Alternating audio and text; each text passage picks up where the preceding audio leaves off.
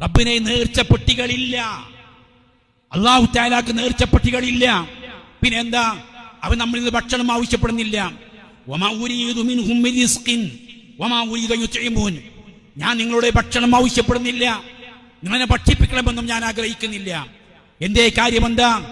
മനുഷ്യ ദൈവങ്ങൾ മുഴുവനും അരച്ചാൺ വയറിന് വേണ്ടി ജീവിക്കുന്നവരാണ്.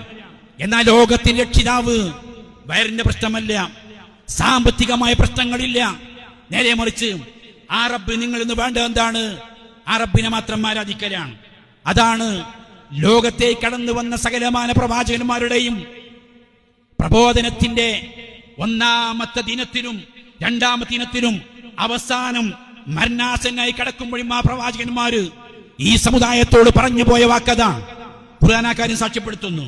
വലഖദ് ബഅത്നാ ഫീ കുല്ലി ഉമ്മത്തിൻ റസൂലൻ അൻ യഅ്ബുദുല്ലാഹ വയജ്തനിബു തആഊത്ത്.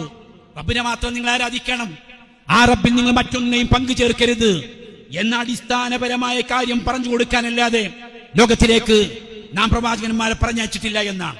എന്ന് വെച്ചാൽ ആ പ്രവാചകന്മാരെ മുഴുവനും ഞാൻ പറഞ്ഞയച്ചത് ഈ ഒരു കാര്യം പഠിപ്പിക്കാൻ വേണ്ടിയിട്ടാണ്.